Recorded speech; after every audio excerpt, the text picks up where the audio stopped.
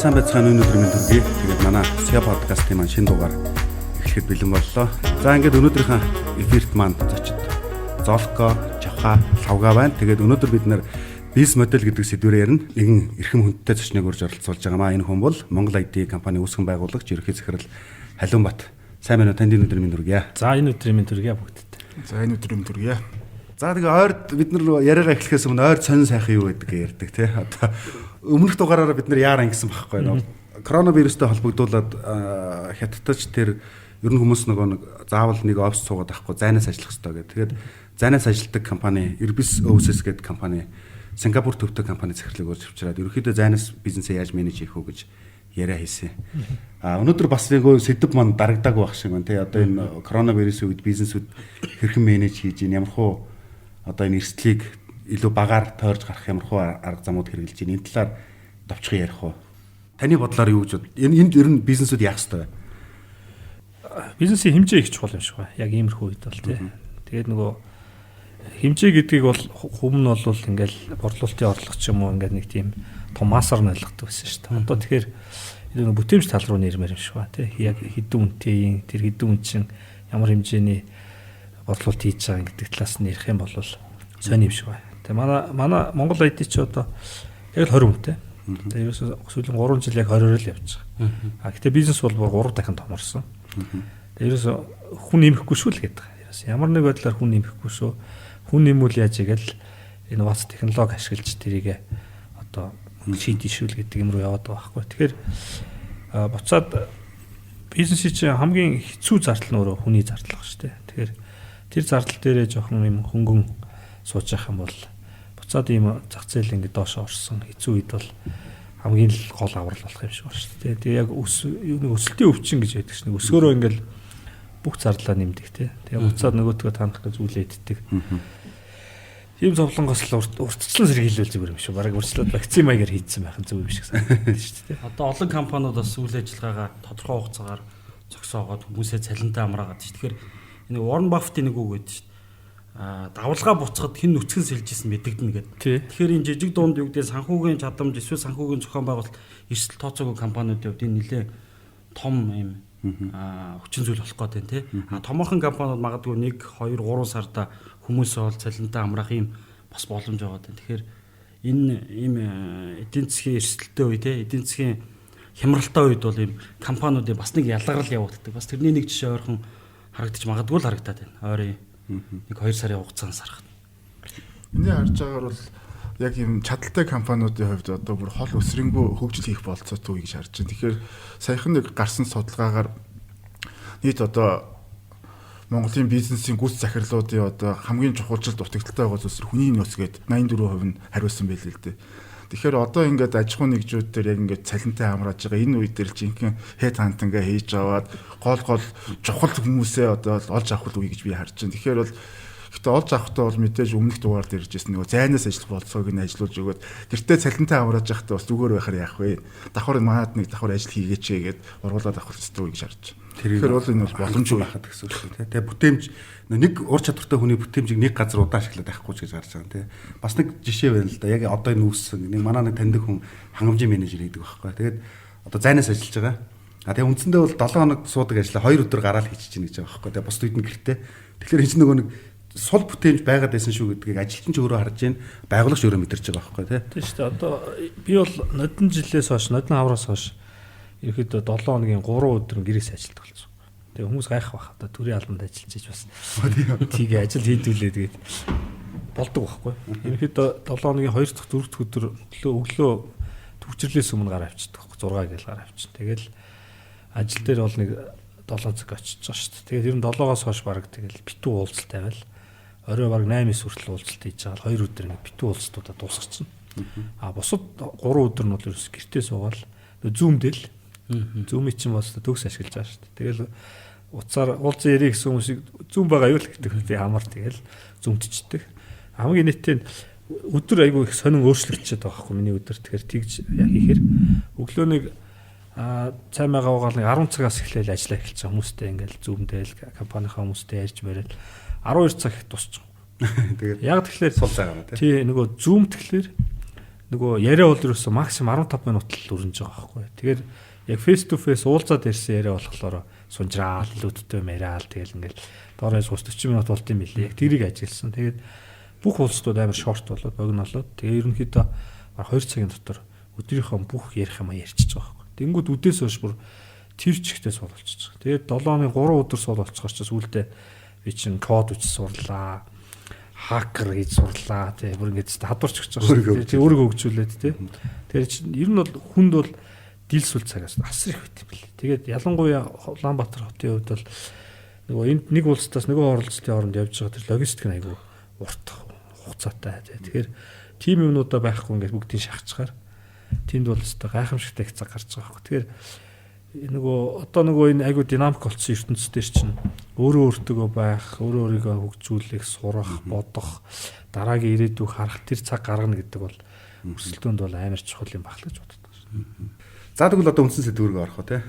За тэгээ бид нэр өнөөдөр бол гол зорж байгаа сэдв бол бизнес модель гэдэг зүйлийг бас ойлгохыг үзэж байгаа. Тэгэхээр яг бизнес модель гэж юу вэ? За би бол ингэж харж бизнес моделийг эхлээд бид нэр хизээ хэрэг болдог вэ гэдгийг эхлээд ярих хэрэгтэй байх гэж бодож байна. Бизнес модель өөрөө энэ бизнесийн аль хэсэгт явж байгаа гэхээр миний ойлгож байгаагаар бол за ямарс аль зах зээл дээр хинтээ яаж өрсөлдөж ямар хэрэглэгчдэд ямар үнцнийг өгөх гэдэг нэг ийм зах зээлээ сонгож байгаа шиг байна тийм. Тэгэхээр тэрэн дээр ямар аргачлалаар үзэх үү гэдэг өрсөлдөөнийхөө стратегийг тодорхойлоод за тэнгууд за бидний одоо яг энэ зах зээл дээр ийм завгараар ажиллана гэхээр тухайн бизнесийн арга аргачлалыг л тодорхойлж байгаа хэсэг нь бизнес модель болж байгаа тийм.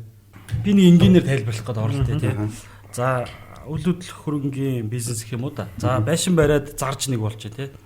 Байшин бариад түрээслээд мөнгө олж болж байна. За байшин бариад хүн суулгахаас гадна дэлгүүрөө түрээслээ дахиад нэг өөр бизнесийн модель гараад ирж байгаа. За эсвэл байшин бариад хүмүүс түрээслүүлэх биш хүмүүсийн дэлгүүрийг ажилуулад зарагдсан бараасаас нь хувь авч болж байгаа. За эсвэл тэр хүмүүс өрдөөсөө өнгөө суугаад ямар нэгэн хувь авахгүйгээр тэр дэлгүүрт орсон хүнээс нь мөнгө авах гэдэг юм уу те. Тэгэхээр хинд юу өгөх гэж байгаа? Тэндээс тэр хүнд ямар үн цэнийг өгж байгаа те? Хинд ямар бүтээгдэхүүн өгж байгаа? Тэр нь ямар үн цэнтэй байх бусад бүтээгдэхүүнүүдээс гэдэг л юу юм болов? Тэгээ сая зоолог ярьсан болохоор юу болчихж байгаа байхгүй? Орлогын салруугаа болчихсон. Орлогын хөлбөрөд ярьж шээ. Нэг юм шийдэл гаргачаад тэгээ тэрэн дээр айгүй олон орлогын хөлбөр яаж болно шүү дээ.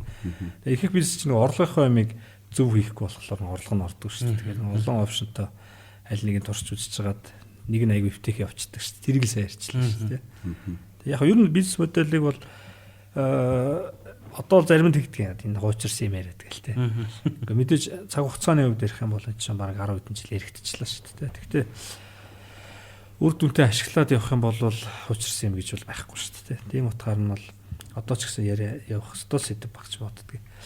Яг хизээ хинт хэрэгтэй бэ гэхлээр бүгдэнд л хэрэгтэй биш үү? Бизнес хийх гэж л байгаа бол бүхэнд хэрэгтэй. Тэгээд хамгийн чухал юм энд чинь хэд хэдэн логик яваад байгаа. Нэгдүгээрт би нэг сая нэг сургалт хийсэн. Нэг ер нь баг 7-8 жил сургалт хийх байцгаад нэг юм контент бэлтжээд сургалт хийхгүй. Тэн дээр ярьсан. Ер нь өн төрлөختөн чи ингээд айгүй сайхан төөрсөн юм хэлээ л дээ. Төөрөөл яваадсан нэг тийм нөгөө гэрээ марцсан гэсэр гэдэг шиг яваал байгаа байхгүй. Яг менежмент бол яг тийм болцсон. Яг үндсэн утгаар нь бизнесийг харах юм бол зүгээр л нэг энгийн солилцоо байгаа байхгүй. Нэг А хүн Б хүн хоёр хоорондоо юм солилцох. Ад нь хэрэгтэй ус учраас Б гэмиг авч л байгаа байхгүй. Тэгээ тэнд нэг юм хамгийн үнний момент нь тэнд л байгаа байхгүй. Тэгсэн чинь менежмент гэдэг шалгуур тэр 1876 оноос хойш ингээд явж ирсэн юм. Дунд нь хадварсан байгаа маа. Дунд нь социолог орж ирээл. Тэгэл тийм дунд физик, инженерингийн асуудлууд орж ирээл. Тэгснэ хажуугасаа нэг маркетинг гэдэг дүү гаргаж маргаал те. Тэгэл дунд нь Ансоф гэдэг хүн анхны стратеги менежментийн тухай ойлголт гаргаж ирээл мэрэлгээл ингээд. Тэгээ нөгөө үнний моментоос л холдоо яваад байгаа байхгүй тийм ингээд бүр ингээд хоошлоо холдоол нөгөө асуудлыг илүү томруулаад ингээд хийсвэр ингээд нэг хөөс яваал байгаа байхгүй. Надад яг тэгс туршлагатай та өнгөрсөн дэлхийн түүх. Тэгэл явж яснаа сүултээ ардталтаа ингээд одоо зарим хүмүүс мөөлж магтдаг хүний нөөцийн менежмент ч гэдэг юм уу. Одоо юу ч гэдэг ингээд амар олон шинийн бодод толцсон. Ингээд түүхтэй олон түүхтэй болоод байгаа. Complicated айгуу дүмхтэй ойлгомжгүй болгоол тэнд нэг юм амар том судалгааны юмнууд бий болоод ингээл процесс гэдэг. Би ч гэсэн өнөр оруулж ирсэн л тэнд зөндөө олон юм ярьжсэн л. Хамгийн нэгтээ тийм болж байсан. Тэгээд энэ бизнес модель гэдэг ойлголт бол яаж ирэхлээр нөгөө төрсэн амтны чинь яг үн дээр нь лавчиж байгаа буцаагаад тий. Явж хэрэглэгч таярын хоорондын энэ төр холбооч нь чухал шүү дээ. Тэн дээр л ямар үнцэн өгж байгаа, чи илүү үнцэн өгж байгаа, тэргээ зөв хүргэж чадж байгаа бол зөв хэлбэрээр хийж байгаа бол тэр чинь нөгөөний сонголтонд орж байгаа шүү дээ гэдэг тэр бодит үнэлүү нь авчиж байгаа байхгүй. Тэрийг яг нэг үнцэн нэгэд бид нар орчуулад value гэдэг нэр тэмээр л илэрхийлээд байгаа байхгүй. Тэгэхээр би бол бизнес модель гэдэг нь аргачлал хинт хэрэгтэй гэхээр бизнес хийх чамд бүхэн болгон хэрэгтэй гэж л байна. Яг тэгэхээр илүү яг бодит утгаар нь жинхэнэ утгаар нь одоо яг байгалийн утгаар нь тий. Яг анхны тэр анхдагч утгаар нь бизнесийг хийхэд бол хэрэг болно гэж хэлж байгаа. Тэгвэл одоо нэг нь шоу гэдэг подкаст ярьж байгаа ч би хэлмээр байгаа. Шоунер бол хитрхи их дими юм цаг зардаг болц гэж хэлгээд байгаа. Хамгийн чухал юм нь юу юм? Хамгийн чухал юм танаа үргэж байгаа бүтээгдэхүүн үйлчлэгээ өөрөө хин нэгэн хүнд хүүхнцийн өгж явах хэрэгтэй. Тэр нь нөгөө өрсөлдөгч гэж хэлээд та. Би бол өрсөлдөгч гэдэг үгэнд бас дургуйлцдаг. Өөр нэг хүмүүсээс ялгаатай илүү давуу талтай байх хэрэгтэй шүү. Тэгж чиний бүтээгдэхүүнийг сонгоод тэрэн лүгөө илүү фокус хийх хэрэгтэй шүү. Тэрэн лүгөө илүү experience талд нь их хэрэгтэй. IT-гаар бол нөгөө back end front end гэдэг шүү дээ. Бид нар хитрхи back end руу яваад байгаа байхгүй. Баахан back end яриад ард талд нь баахан хүний нөөц, инээдрээ да баах юм яриад л гэдэг. Front end-ийг мартцсан. Тэгээ одоо би нөгөө хөлөө гэмтээц гэртээ сууж байгаа. Тэгээ тэрнтэй холбоотой төв хэрэлт. Манай компани нэрийг хэлээд яах вэ гэж. Энэ ийм нөгөө таяг маяг зардаг юм дэлгүүр байгаа заа. 3 давхурт байдаг. Лифт байхгүй заа. Тэгээ манусыг яа гэж байгаа мөглөхөд орох гэж байгаа маа тий. Тэгсэн мэт тийм хүмүүст үйлчилж байгаа. Тийм хүмүүст үйлчилдэг тий. Тэгээ тэрийг энэний нөгөө UI тий user нөгөө interface тал нь experience тал нь тийм хог байгаа байхгүй тий. Манай IT компани шүү дээ. Одоо технологи нөгөө үүрэл төлөвлөний компани тий. Гадагшаа очиод ирээл нөгөө интернетийнхаа амиг ингээд сунгах гэсэн чинь 5 хоног намайг зоож байгаа. 9 шид яргаар зоож байгаа байхгүй тий. Тэгэл нэг амар гой сүүс амарсан реклам хийгээд тий. Тэгээд яг үндэ юу хийгээд байгаа юм тий. Гэдэг юм дээр очихгүй болохоор бид нар айгүй их олон юмар ингээд шал худлаа ресурс, худлаа санаа, худлаа цаг зарцуулаад байгаа байхгүй. Тэгэхээр бизнес модельийг бол энэ утгаар энэ философиор нь аваад үзэх юм бол бүр хүн болгонд хэрэгтэй. Энийг яг тэр утгаар нь харж иж одоо бид нэр бизнесээ өөрчлөх ёстой гэж хэлэх гээд байгаа байхгүй. Тэгэхгүй бол одоо ингээл компаниуд анхаагаал байдаг те. Айгу тэр данхаж байгаа бүр гайхуулж байгаа юм шиг ярьж байгаа шүү дээ. Манайх одоо ингээл 1000 хүн суулгачаал колл центр хийчлээ те. Гайхамшигтай гэж рекламдаад байгаа байхгүй нэг банк те. Тэр бол одоо орчин үеийн ойлголтоор бол ичгүр байхгүй те. Тэгж асуудлыг шийдэж байгаа бол энэ технологи хөгжсөн, ийм гоё болцсон, тийм үед тийм customer experience талыг тэгж шийдэж байгаа. Нөгөө хэрэглэгчтэй урьж байгаа бүтээгдэхүүнээ сайжруулахгүй тэртээ тэргүй алдаатай байгаа бүтээгдэхүүнээс айгүй комплайнс ирж шүү дээ. Комплайнс ирж шүү дээ. Тэрийг авж байгаа хэсгээ нь бас дахиад үнээр шийдсэн тийм ингээд айгүй бүдүүлгээр шийдсэн гайхуулаа суучна гэдэг бол тэрийг маркетинг ойлгоцсон тийм. Тэрийг маркетинг гэдэг юм ойлгоцсон, PR хийж байгаа ойлгоцсон. Тэгээ ийм ертөнцид бол би бол бизнес модель бол айгүй зөв ойлголт гэж хэлгээд байгаа юм. Тэгэхээр хүн болгонд хэрэгтэй. Тэр талаас нь бодох хэрэгтэй л гэж хэлж байна. Тэгэд манай одоо энэ дугаарыг сонсож байгаа сонсогчд бол одоо Google-д хайсан ч болно. Хамгийн анхны бизнес моделийг яг энгийнээр ойлгоод авчих боломжтой зүйл бол одоо тэр юу байгаа те нөгөө бизнес модель Canvas гэж хэрэглэх юм байгаа 9 нотон дээр тэр ер нь бол бүтцлээ харах юм бол та хинтээ хамтрах юм ямар үйл ажиллагааг өөрөө эрхлэх юм за ямар нөөц удирдах юм за тэгээ хинт зарах юм түүнийгээ яаж одоо танилцуулж хүргэх юм за яаж нөгөө нэг таны ярьсан нөгөө мөнгөөр солих юм те борлуулалтын channel хэсэг за үүнийгээ хийхэд ямар зардал гарах юм за тэгээд ямар орлогын модельтэй ингээд яг ийм 9 бүтцээр харчихлаар илүү амархан болж байгаа. Тэгээ энэний чинь төв дунд нь одоо яг тэр value зүрхэнд нь байж байгаа ингээд одоо хүндийн төв нь болж байгаа. Тэр нь дахиад цаашаа задардаг тий. Ахаа тэгэхээр миний хувьд болохоор одоо бизнес модель ашиглаж байсан өөрийнхөө зөв кейсийг л хуваалцъя гэж бодож байна л да. Ахаа мэдээж бол тэгэхээр нэг одоо модель хэрэгтэй юм аа гэдгийг бол бүгд ярьж байна. Тэгэхээр модель гэдэг нь өөрөө бас нэг юм хэрэглэгдэхүүн түүл юм уу гэж би ойлгоод байдаг. Тэгэхээр нөгөө ялангуяа нэг гүйцэтгэх захирлуудын хувьд ингээд асуудлыг бизнесээ том өнцгөр нь харах гэдэг big picture гэж яриад байгаа. Тэгээ том зургаар нь харахад харж чадахгүй байх тохиолдол их байдаг л да. Ялангуяа хүний нөөцийн орж ирэнгүүтээ өөрийнхөө нөгөө бүтцчлэгдсэн дата гэж ярьж байгаа. Structure data гэдэг тэр датагаа ингээ яриад байдаг. Санхүү өөрийнхөө одоо financial dataгаа ингээ яриад байдаг.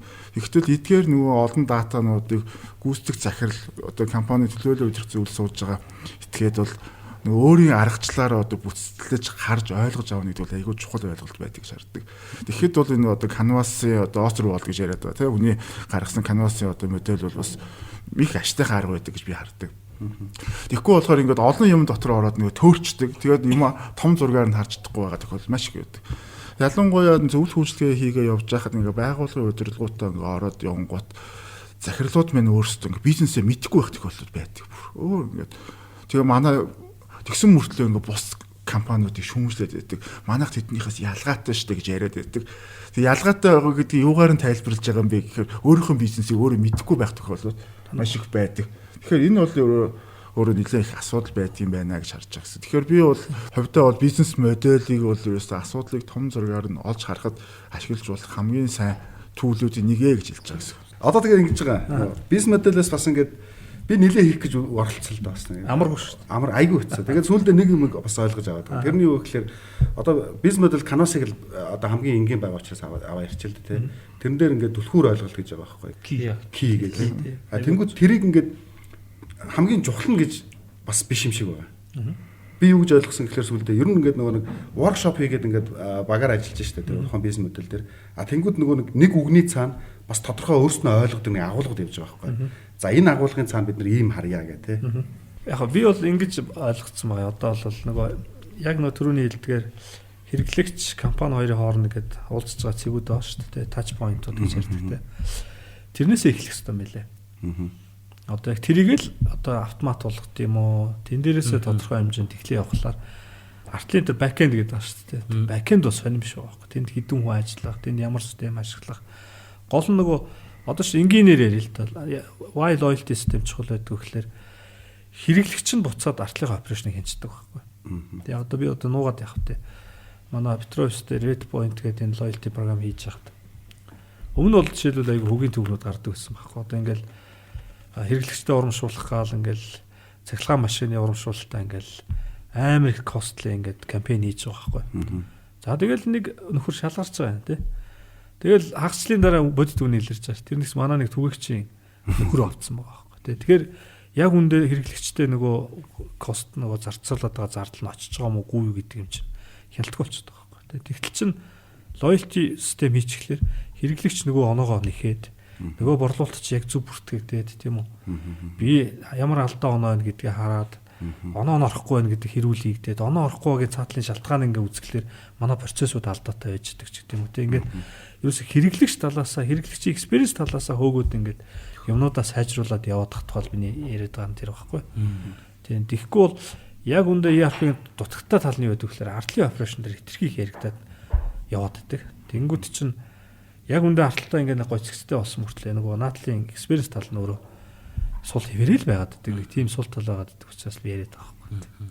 Тэгэхдээ одоо нөгөө бас бизнесийн цар хүрээнүүд болон ажиллаж байгаа хэлбэр зах зээлүүд өөр байгаа шүү дээ. Тэгэхээр үгүй ялгаагүй юу. Чи Petrovs-ыг жижигхэн гэж хэлж байгаа. Том компани юм. Petrovs ч бүр амар цар хүрээтэй компани шүү дээ. Чи боддоо 400 станц 500 гаруй харилцагчдэр одоогийн тоогоор бол 340 мянган хүн ирж шатхан авдаг байхгүй. Тэгвэл ямар их транзакшн явдаг. Ямар олон одоо үйлдэлүүд хийгдэж байдаг ч үсэ. Тэр болгоны чинь чи ингээд амар төгс байлгана гэдэг. Тэр өнцгөөс явангууд чи артлын юмнууд айгу аяндаа ингээд зүв болоод эхэлж байгаа. Хүчээр зүв болж байгаа. Тэгэхээр хэрэглэгчийг гомдоохгүй бол гомдоосон бол тэрийгэ засахын тулд тэгээд ингээд сайжраа авчиж байгаа байхгүй. Тэгэхээр тэр агуулгаараа би нөгөө түрүү их хэлсэн шүү дээ. Бизнес модельүүд аягүй чухлаа. Яагаад гэвэл тэр талаасаа ямиг хар сурна. Ерөөсөө үнцэн хэрэглэгчдийн өгж байгаа тэр солилцооны тухай бодоод яг хэрэглэгчтэй уулзж байгаа моментуудаа хараад ингээд хийгээд ахлаар бизнесийн өөрийнх нь нөгөө нэг философи нь одоо цаашаа хийгдэж байгаа бүх одоо юм нь аягүй зөв болох гэдэг. Тэгээ зөв тал руу явах гэсэн санал хэлэх гэдэг шүү дээ. Тэгээд бас бизнес моделлийн бас нэг чухал өнцөг байгаа л да. Тэрний юу гэхээр манай бизнесүүд заримдаа яг ямар нэг бизнес эрхэлж байгаа гэсэн ямар нэг модельээр явж л байгаа тийм загварчлаар. Тэгснээ тэрийг ойлгож байгаа ойлгоно мэдэхгүй тийм. Гэхдээ нөгөөхөөс асуудлыг шийдэх гээд дахиад нэг өөр модель руу орчиж байгаа тийм. Тэгээд тэрнийхээ асуудлыг шийдэж байгаад ингээд нэг мэтгэд бизнесийн үйл ажиллагаа нь өөрөө том болцсон. Гэхдээ айгүй олон моделийг зэрэг удирдах гад. Гэхдээ тэрэндээ биш. Наадах чинь ингэж тайлбарлаж болно. Нөгөө хэрэглэгч дүүгж байгаа үнц нь бол хэвээр байгаа байхгүй. Хэвээр. Тэгээд артлынх нь нөгөө нэг операшнл янз янзаар үзэгддэг байхгүй. Хүний халж үзэл, сольж үзэл, нэмж үзэл, хасч үзэл тэр арталтаа нэг ERP хийж үзэл болиол ингээл яг үнц нь өөрөө яг хэвээр л байгаад байдаг. Ямар үнц нь өгж байгаа, ямар экспириенстэй мэдрэмж өгж байгаа гэдэг нь хэвээрээ. Юу ч өөрчлөгддөг. Тэн дээр анхаардаг. Арталтаа л 80 мэгэд идэгтэй ингээл зардлаа нэг хасч үзэж байгаа, нэмж үзэж байгаа тэр чинь гоё юм шүү дээ. Гоё юм энэ. Тэгээ эцэстээ нөгөө үрдлийнх нь фронт хэсэг нь нөгөө аппликейшных нь нүүр хэсэг нь хэвээрэл байгаад байдаг тийм. Яг төвхтэй, бүртгүүлэхэд төвхтэй нэг тийм зовлонтой байгаад байгаа асуудлууд яваад байгаа. Энэ байгууллагууд хийдэг шүү дээ. Энэ жил бол химнэлтийн жил болно гэх. Нэг лоос хаагаа явчихдаг тийм. Гэтэл бол кастомерд яг үзүүлдэг үйлчлэг яг хэвэндээ байдаг тийм. Тэгэхээр бол нэр нь бизнес моделийг ер нь би зүгээр ашиглаж байсан өөрийнхөө түүхийг түрүү ярина гэж байгаа тасалчлаа л да. Тэгэхээр яг гүйцэтгэх захирал хүний хувьд нөгөө төлөөлөл удирц зөвлөлтөд ороход ер нь нэг магадгүй нэг 20-30 минутын микрофон олдж байгаа шүү дээ тийм. Яг нуулгүй хэлэхэд тэр богино хугацаанд өөрийнхөө одоо бүхэл компани эд эсэг ширхэг болгоно төлөөлөл удирц зөвлөлд танилцуулахад ашиглаж болох хамгийн хялбар төлөв бол би бизнес моделийг л гэж хэлнэ. Тэгэхээр нөгөө асуудлаа зүгээр ойлгуулж чадсан хүн бол хамгийн зөв шийдвэрийг гаргуулж чадна л гэж ерөөсөө үндсэн аргумент тавьшуулж байгаа юм л та. За тэгэхээр бизнес модель ач холбогдлыг бид нэр ярьлаа. За ер нь ач холбогдолтой ер нь хэрэглэх хэрэгтэй тийм яагаад гэдгийг нь ойлгочлаа шүү дээ. Тэгвэл энийг яаж энгийнээр хамгийн анхны алхмаасаа хийж хэрэглэж эхлэх үү? Тэгээ энэ дээр таны зөвлөгөө. Ерөөсөө л хэрэглэгчэл харах хэрэгтэй л дээ. Тэгэл юус арга нь тэр юм чинь тийм хэрэглэгч нь хийн гэдэг л зөв сонсдог шүү. Хэрэглэгчээ зөв сонгох. Тэр нь бүр айгүй хөгийн айгүй хэцүү заяа. Хэрэглэгчээ яг зөв сонгох. Яг хийн гэдэг. Айгүй сайн сонгох хэрэгтэй. Тэгээд тэрийг амар манайхан ерөнхий сонгодог. Одоо ингээд айгүй олон газруудаар ингээд зүгээр ингээд воркшоп маягаар бизнес модель хийлгэж үзчихсэн. Танай хэрэглэгч хийн бэ гэхлээр нэг юм. Одоо би та намайг хэлэхээр бүгд тэр яг тэгж бодсон заяа. Дундаж давхрыг яар. Төлөв ингээд дүрсэлж бичдэг байхгүй. Бүгд тэр яг бүр ингээд яриа тохирцсон юм шиг айгүй сонио. Тэ? Яг юм дундаж настай орлогын төвшин тийм хэрэгэлдэг. Яг нөгөө бидний нөгөө Монгол улс тэр чигтээ үсээд байгаа дундаж давхрыг айгүй өрхөд төсөөлөд бүгдээрээ тэрийг бүгдээрээ нэг хүний төлөө өгөөд байгаа юм уу те. Гэтэл чин зах зээл ч өөрөө тийм биш шүү дээ. Нөгөө дундаж давхар гэж бидний төсөөлөд байгаа хүн чинь амар олон талтай. Тэ. Одоо жишээлбэл шатуунаар ярих юм бол Land Cruiser-тэй нөхөр явж байгаа тий. Bruce-тэй нөхөр явж байгаа. Тэгтээ Bruce-ийг яах гэж авсан гэхээр хүүхдээ сургуульд хүргэж өгөх гэж авсан нөхөр явж байгаа тий. Хэрэглэж байгаа хэрэглээ нь бүр ингээд бүр супер бол янз байхгүй тий. Тэднийг ингээд бүр ингээд массаар нь ингээд ерөнхийд нь балкаар нь гэж ярьж болохгүй. Ингээд балкаар нь яриад бизнес модель хийх юм бол тэгэл явах. Тэгээ тэр чинь өөрөө бол хэрэглэгчээ дараагийн ээлжинд нөгөө хамгийн чухал юм чинь нөгөө нөхөр чи юунд санаа зовоод юунд баярлаад юу хүсэж байгааг ингээд тодруулдаг байхгүй дараагийн алхмууд нь. Тэн дээр очихлоороо амар тийм ерөнхий зах зээл юм яриад ахаар нөгөөтгөн дээр чи нөгөө дараагийн ээлжинд амар гоё юник гоё үнцийг гаргаж ирэх алхмууд нь айгу нөгөө тийм бүрхэг бол авчдаг. Ингээд айгу түүхтэй болоод тэгэл нэг юм general модель гараад ирдэг. Айгу тийм ерөнхий модельуд гарч ирээл. Тэгэл нөгөө ерөнхий модель гаргаад ирсэн хүн чинь өөрөө тэрэндээ сэтгэл ханамжгүй тэрийг мэдрээд байгаа байхгүй тэр хүн чинь мэдрэмж нь байж байгаа юм чинь. Тэгэхээр бол би юу гэж хэлмээр гэхээр хэрэглэгчээ эхлээд амар зөв тодорхойлох хэрэгтэй. Маш зөв тодорхойлох хэрэгтэй. Жишээлбэл red point-ийн хувьд бол би хэрэглэгчээ юу тодорхойлсон гэхээр цалингаа картаар авдаг хүн гэж байгаа. Тэгэл болоо. Тэр нь их цалин авах юм уу, бага цалин авах юм уу, хаанаас цалин авах нь одоо сонирн биш. Цалингаа картаар авдаг хүн. Цалинтай хүн байх нь шүү дээ. Нас орлого юм уугаар нэг. Тэр сонирн биш ээ. Тэр надад сонирн биш. Зүгээр цалингаа картаар авдаг хүн гэж байгаа. Тэгээ тэр хүмүүсийг яаж шатхуун дээр авчрах уу те гэдэг юм л бодож байгаа байхгүй те. Тэгээд яг тэр хүмүүсээ дараа нь тоог нь гаргадаг байхгүй. Яг хэдэн хүн байгаа юм гэл те. Цалингаа яг картаар авдаг хэдэн хүн. За бидний тооцоолж 340-50 мянган байсан байхгүй. Тэгтээ шатхуун хэрэгэлдэг. Машин хэрэгэлдэг те. Тэгээд одоо бол rate point яг 340-50 мянган хүн дээр ирсэн баг. Яг айгүй сонь те. Тэгэхээр ажиллаад байна гэсэн үг шүү дээ. Яг л зөвлөлт буудсан байна л да. Байгаа зөв буудсан гэсэн утгатай баг. Тэгэхээр яг тиймэрхүү маягаар хэрэглэгчээ бүр яг тоотой юутай ингэж айгүй нарийн гаргасны дараа бол бизнес модель их ойлгомжтой бол тий. Их тодорхой. Одоо нар анзаардаг бол rate point чинь оноогоо цуглуулахдаа нөгөө карта шууд уйчаал тэр картаар гүйлгээнгүүд оноо нь автоматар явдаг шүү дээ гэдэг ч юм уу. Дараагийн бүх бүтээгдэхүүний дизайн тэр experience талынх юм нөгөө хүнээ бодоо хийчих байгаа байхгүй. Цалингаа карта авдаг хүн гэлтэй. Тэгээ тэрнлүү чиглээл тэр хүн яах вэ? Тэгээ хамгийн инээдтэй rate point-ийн хэрэглэгчний дийлэх нөгөө хүний чи ихнэр нээдэг байхгүй. Хүүхэд нээдэг байхгүй. Тэгээ тэрийг бас анханаас нь бодно. За тэр хүний ихнэр хүүхэд нь нөгөө баримтыг авна, нөгөө хүүхэд нь оноо цуглуулна. Тэгээд тэр хүүхэдэн зориулсан бүтээгдэхүүн каталог дотор нь авах хэрэгтэй гэл ингээл гэр бүлээр нь бодож байгаа шүү дээ. Ингээл тэгэл явчихдаг. Тэгэхээр эхний алхам бол хэрэглэгчээ бүр амар мундаг нарийн тодорхойлох хэрэгтэй. Хэрэглэгчээр нарийн тодорхойлж байгаа дэр бас түүл байгаа тий. Дахиад нөгөө шинэ ном гарсан маш олон ном. Юу value proposition модель гэдэг байгаа тий. Хэрэглэгч ямар айцтай байдгийг, юу хүсдэг, ямар айцтай, ямар ажилбар хийдгийг, одоо энийг нь яаж өвчнөний хамдаагаад яаж ийм гоё сэтгэл төрүүлэх үү гэх. Тэрийг бас сонсогчд маань олоод хэрэглүүл бас айгүй зүгээр. Яг хэрэглэгчээ ойлгоход их тусалж өгдөг. Бас нөгөө канвастай адилхан тийм бас канвас байгаа шүү дээ. Pain gain буюу одоо юунд баярлж, юунд хамгийн их зовж байгаа. Тэр асуудлыг шийдчихвэл гэдэг. За ингээ хэрэглэгчээ гаргаад ирлээ гэж бодъё те. За бид нар энэ зах зээл дээр нэг ийм одоо картаар цалингаа авдаг, шатхуу хэрэглэдэг машинтай картаар юу авдаг машинтай хүмүүс байна гэдэг тодорхойлцсон. За тэгвэл ингээ хэрэглэгчээ байршуулсан. Дараагийн алхамда модель дээр. Дараагийн алхам нь бол нөгөө сая та хэд ярьлаа шүү дээ. Нөгөө pain юу юм, gain юу юм те. Нөгөө чинь яг ямар зовлонтой байдгийг. Эсвэл зүгээр л ядаж нөгөө хүний амьдралын хэм маяг нь юу юм те. За юу хийдیں۔ Өглөөнөөс орой хүртэл юу хийдیں۔ Дэше зүүдэндээ яадیں۔ Тэр бүгднийг л ингэ тодорхойлох хэрэгтэй байхгүй. Тэр циклийг хараад тэр хаагуур явж гэн, юугаар явж гэн. Тэрэнд нь тэр дунд нь одоо манай компани хаана байж байгаа юм те гэдэг ингэ бүх юм ал ингээл зурж харна л да. Тэгэл тэр зургнаас ч л дараагийн хэлж нөгөө өстой нөгөө pain найл байна, gain найл байна те. Энд дээр бид нар ямар им өгч болох нь, ямар шийдэл өгч болох нь гэдэг дараагийн юмнууд чинь гарч. Тэр зурглаа хийх хэрэгтэй гэсэн үг шүү дээ. Илүү наривчилж. Тэр дэс чинь бидний нөгөө хэрэглэгчтэй өгөх гээд байгаа үнцний тодорхойлоо гаргаад ирж байгаа юм тий. Үнц нь болоогүй. Үнц нь болоог. Эхлээд хэрэглэгч амар сайн ойлгох хэрэгтэй байхгүй. Ингээд чи тэр хүнтэй хамт амьдарч байгаа юм шиг тий. Бүр мэдрээд тий. Тэр хүн дурлцсан юм шиг л байх хэвэл чинь хүн дурлцгаараа тэгдэг өстэй тэр хүний ингээл бүр бүх юм ин бодоод хаана очиж өөрийгөө багтаачихгүй гээл яг адилхан штэ тий хэрэглэгчтэй дурлаа гэж. Тий яаж дараа хүн эмгтэй хүн дурлцуу тэгнэ өстэй тий. За модель руу гараа. За ингээ хэрэглэгчээ ойлгоцсон тий. Хэрэглэгчээ ойлгосон ингээ бодож байгаа бүгд. Дараагийн алхам. Ер нь Zolco яаж хэрэглэгчээ тодорхойлд юм бэ?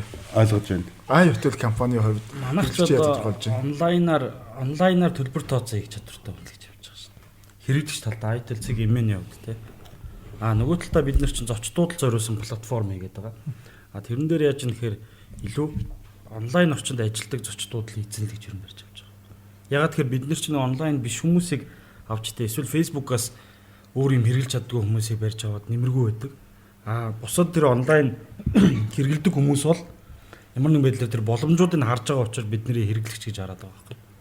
Яг хэрэглэгчээ тодорхойлох айгүй олон аргууд хэрэгжилжсэн л да бүх төрлийн төлөвлөлтийг ашиглаж үзэж байгаад миний нөгөө өгдөг зөвлөгөө бол нэг төлөвлөлтийг л хамгийн сайн ашиглаад сурчгаа гэдэг юм хэлэх гээд. Тэгэхээр би бол нуулгүй хэлэхэд нөгөө HubSpot-ийн нөгөө persona гэдэг тодорхойлдог тэдний артиклуудаас нэлээд уншиж байгаа сургалтууд тэрний онлайн сургалтуудыг баг бүгдийг нь үзсэн л дээ. Тэгж жагаад өөр ингэс нэг юм аргачлал гаргасан.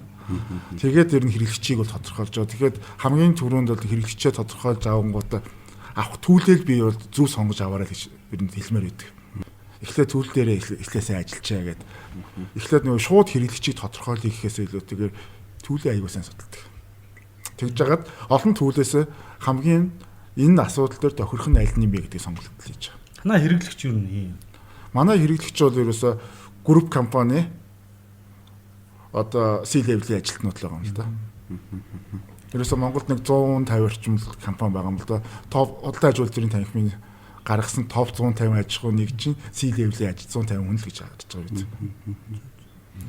Яг зөвөр энд хүмүүс зөвлөгөө өгөхөд нөгөө тэр Osterwalder нөгөө зохиогч нар чинь нийлээд нэг юм онлайн хөрөх систем хийсэн шүү дээ. Strategizer гэдэг нэртэй тий. Тэрийг онлайн ашиглаж болно шүү. Тэн дээр бол айгүй амархан тий. Ингээл мэдээлэл бичээл тэгэл assumption-уудаа гаргаж ирээл ингээл бэлэн тим түүл онлайн байж байгаа шүү дээ. Яг тэр чинь нэг жилийн нэг санаж байна $240 тийм эсэх хаа. Падин дээр суудаг юугаар тий. Canvas-ын падин дээр суудаг. Тий, юм дээр суuna тий. Ер нь яг веб хөлбөртэй болно. Тэн дээр бол яг баг бүх хичээл нь байж байгаа. Яаж тодорхойлох вэ? Тэ нөгөө юунууд бааш темплейтүүд янз янзын одоо тэрэн дээр ажиллаж болох темплейтүүд тэр бүх юмнууд нь байж байгаа. Ер нь бол яг миний зүгээр харж байгаагаар хүмүүс ингээд хэрэглэгчээ судална гингүүт маш их олон янзын төлөвүүдийг хойлцдаг, микс болчдөг. Тэнгүүтээ нөгөө цэвэр нөгөө монголчлсан гэдэг юм уу та тэр хүний үзмжийн нэг юм асуудал гараад ирдэг. Тэгээд нөгөө аль нь ч ажиллахааргүй юм олон холимог багажуудыг нийлүүлж авчир тавьчаад хэрэглэгчээ тодорхойлчлоо гэж үздэг. Эцсийн дүндээ бол миний хувьд бол нэг төвүүдийг төгс сайн ашиглажвал хэрэглэгчийг зөв тодорхойлно. Нөгөө талаасаа зүгээр бас нэг юм бодох хэрэгтэй. Энэ бол нэг удаагийн тийм бодлого биш байхгүй. Тэгэхээр эн чинь өөрөө нөгөө модель чинь гоё юм нөгөө прототип гэж юм тийм туршилтын загвар гаргаад тэргээ туршиж үзээл тэгээд дахиад сайжруулж болдог байхгүй. Тэгэхээр тэн дээр нэг тийм сандраадах юм байхгүй. Ингээл буруу зөв тодорхойлцсон болов яасан бол гэдэг. Үхмэл биш те. Тий хитэ хийж болно шүү дээ. Нөгөө эхлээд энийг ийм хэрэглэгч байгаа болов гэж төсөөлөө тэрэн дээрээ зориулсан нэг юм хийчээд тэрийг ингээ прототип болгоод нэвтрүүлж үзээд тэгсэн чинь вообще хэрэглэгч нь биш байж болно шүү дээ. Шал буруу бодсон юм байна хэвлээ. За тэгвэл дахиад ихнээсэн тэгвэл хэрэглэгч нь энэ юм болов гэл ингээл дахиад хідэн ч удаа циклдэж болох аргачлал байхгүй. Тэр өчигдөр үзчихсэн юм. Өнөөдрийн дугаарыг бэлтэх гэдэг. Америкийн юм инновац хийж байгаа компаниудын 25 компани 14 нь бизнес модель дээр давхар инновац хийж явдаг гэж байгаа. Тэгэхээр бизнес модель ч нэг ингээд хийчээд ажиллахгүй бол тэр компани болиё гэж байгаа биш ингээд байнгын сайжруулдаг тийм. Тасралтгүй сайжруулалтын үйл явц байхгүй. Одоо нэг төрлийн бизнес модель байна. Үгүй тэрийг тоолж марах уу? Марахгүй шүү дээ. Зүгээр яг уу 5 ажилтдаг бизнес модель гэдэг үлээ. Нөгөө бизнес модель навигатор үлээ тэрэн дээр. Үгүй яг уу зүүндөө байгаа. Зүгээр яг уу одоо ингээд дэлхий дээр ингээд айгүй амжилттай явж байгаа компаниудыг чинь өөрсдөө ч мэдэхгүй байгаа тэр бизнес моделийг ингээд канвас дээр буулгаж болно шүү дээ. Тэгээ буулгах юм бол мэдэхгүй хэдэн ч бизнес модель гарах юм тий. Мэдэхгүй шүү дээ. Тоолж марахгүй хөө. Бүгд л айгүй юник байгаа шүү дээ. Тэгээд бизнес модель чинь бас нэг зөв юм нь өгөхлөөр тэр өгж байгаа үнцийн хэлбэр нөгөө өгж байгаа хэлбэр бүх юм чи айгүй юник байх хэрэгтэй. Өөр байх хэрэгтэй байхгүй. Тэгээ тийм юник байж ш нөгөөдөг чинь саксес болдог. Тэр бас тэгжээс байхгүй. Бүтээгдэхүүн бол заавал юник байх албагүй гэж байна. Яагаад гэсэн чинь анх энэ онлайн худалдааг нээсэн гар хэн биш те. Одоо Jeff Bezos биш гэж байгаа. Анх гар утсыг хинч нээсэн тэр бол Steve Jobs биш байсан гэх. Тэгэхээр тэд нэр юун дээр ажилласан бэхэр модель дээр ажилласан. Тэгэл шинжилсээр гаал модельоо л гоё болгоод тэгээ тэрний өндөрчдөг. Тэгэхээр одоо юу гэдэг бизнес модель гэдэг нь шинэ бүтээгдэхүүн биш. Шал өөр тийм биш байгаа даа. Одоо энэ байгууллагуудаар зориулсан юм дээр за би илүү орлогын модель яриад байна. Байгууллага зориулсан платформуд биш. Энд чинь одоо хуучин платформуд яаж ийн гэхээр ер нь эхлээд суулгахад тодорхой өндөр дүнтэй тий. За нэг 20 сая 50 сая янз бүрийн үнэтэй байсан бол одоо энэ SaaS модель гэдэг. Үндсэн платформоо онлайнаар хэрэглүүлээл тэндээсээ сар болгоны төлбөр аваад яваад идэгтэй. Тэр нь бас их аятайгаа одоо сүүлийн 2001 оноос хойш баха. Одоо илүү амжилттай яваад байгаа тий. Тэр бол ингээд шал өөр төрөл болчихж байгаа байхгүй. Тэгэхээр яаж юм хэр бид нар одоо Монголын платформ хөгжүүлдэг зарим компаниудтай уулзахаар тэд нар өмнө магадгүй мянган компанид өгчихсөн. Гэхдээ одоо амьдрахаж авах хэцүү болчиход байгаа тий. Хашийн бодохгүй болохоо хэлцэг. Нөгөө талдаа SaaS модельтэй үед яаж юм хэр эхний жил магадгүй хэцүү. 100 хүн зарцсан тий. Хоёр дахь жил дахиад 100 хүн зарлаа гэхэд өмнөх 100-тайгаа 200 хүн төлбөр төлдөг хэрэгдэгч юм байна. Тэгэхээр энэ чинь шал өөр болоод явчихж байгаа. За тэгэхээр бизнес модельээс бас нэг харж сурж болох харж болох нэг зүйл нь юу гэхээр нэг бүх зүйлийг өөрөө хийж хаалбгүй тий. Тэгэхээр нэг хинтээ хамтрах юм. Яг чухал зүйл нь нөгөө нэг алигээ бид нэр удирдах уу тий. Надад ямар нөөц байна уу гэдэг. Зүүн баруун жигээрх нь 3 ойл дааваа шүү дээ. Энэ дээрээ та нэг яг үнэ тийм учраас би түрүү хэлсэн шүү дээ. Өрсөлдөгч гэж ярих дург болсон гэх. Яаж өрсөлдөгчдөг хамтрах хэрэгтэй байхгүй. Тэгээ хоёроосоо угаасаа одоо нэг магадгүй энэтэй холбоотойгоор би нэг зүгээр санаа авахад хүмүүс тэгж асуудаг айгүй төгөөмөл асуудаг учраас хэлж байгаа. Хэрнэ тэр амар гоё юник тэр айгүй тийм өрмөц гоё хүнд үрдэг үнцнийг яаж бий болох вэ гэж асуудаг байхгүй. Тэгэхээр би бол нэг хідэн зөвлөгөө өгч байгаа. Нэгдүгээрт нь тийм амар гоё кул юм хаанаас гарч ирэх вэ гэхээр технологиос гарч ирнэ. Одоо ерөөсөө технологийн зуунд байгаа бид нар гэж яриад байгаа шүү дээ. Тэгэхээр тэр дотроос чинь технологийн нэг айгүй гоё юм ашиглагдсан. Тэгээд тэр нь танад амар гоё экспириенс авчрах тийм технологи байж байгаа. Хаа нэгтэй байжлах. Тэрийг олох хэрэгтэй. Нэгдүгээрт. Хоёрдугаарт энэ одоо бид нар хуучин бол нэг индастриал салбар гэж ярьдаг байсан шүү дээ. Одоо тэр ойлголт шиг сонир болсон шүү дээ. Тэгэхээр магадгүй тэр ойлголтоор ярих юм бол салбаруудын ингээд уялдаан дээрээс гарч ирнэ. Магадгүй эрүүл мэндийн салбар шатхуунтаа нийлэнгүүт айгуу сони юм гарч ирнэ. Мэдгүй тэндээс юу ч гарч иж магадгүй. Гэт ингээд 3 дугаарт нь шал сонин багийнууд хамтарч ажиллахлаар гарч ирнэ. Тэ юу хин чинтэй хамтарч иж магадгүй.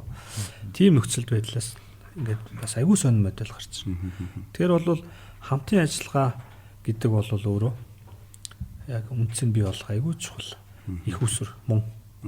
Тийм учраас энийг л бид нэр бодох хэрэгтэй. Энэ юмнаас Одоо бид нар чинь уламжлалаараа нэг ингээд бүх юм айн хаус хийдэгтэй ингээд дотроо хийдэг нэг юм солилтож манай их компаниуд тий томрол байдаг одоо сүүлдээ бүр нөгөө реклам хийдэг хэвлдэг принтерээ хүртэл өөрсдөө хийсэн тий тэр өөрөөр хэлбэл энэ арга чинь өөрөөр хэлбэл компаниг улам л ухмал байдал руу оруулна. Яг тэгвэл тэнд илүү нөгөө шинэ модулууд гарч ирээд тэгээ одоо би сүүлийн үед нэг exponential гэдэг үгийг хэрэглэдэг болчиход байна шүү дээ. Exponential буюу тийм шугам өсрэлт биш ингээд бүр хогцом тесрэлттэй өсрэлттэй одоо илтгэгч функцийн өсөлт гэдэг байна шүү дээ. Тийм өсөлт хийдэг болсон. Яг тэгэхээр нөгөөх нь нөгөө эхний хэлсэн тэр юуна технологи дотроос амар зөвүүн үнцийг олж ирэнгүүт тэрийг хэрэглэгчдэд дүнгүүт нөгөөх нь шууд буст болоод хэрэглэгчдэрийн ч яста зүгээр солиотой урдан аквар хийгээд те тэгээ өсөлт нь бүр ингээд пуужин өсөрч байгаа юм шиг те доор нь 5x оо тэр 5x бол бүр минимумд л анагаа те мөр 10 марав те мөр үйлдэлээс золох гэж яахан. Тэр чинь бол яг хөө ингэж байгаа юм л та. Нөгөө энэ технологиуд өмнө яасан бэ гэхээр за мөр гэдэг чинь IBM-ийн өөрөө өсгөн байгуулсан захирал нь тий. Манай болохоор нэг зүйл анзаарсан. Энэ технологи 2 жилдээ үнэн нь 2 дахин хямдраад хүчин чадал нь 2 дахин нэмэгч гин гэдэг ийм анализ хийгээд тэрийг дээр үед хэлжсэн юм байлээ.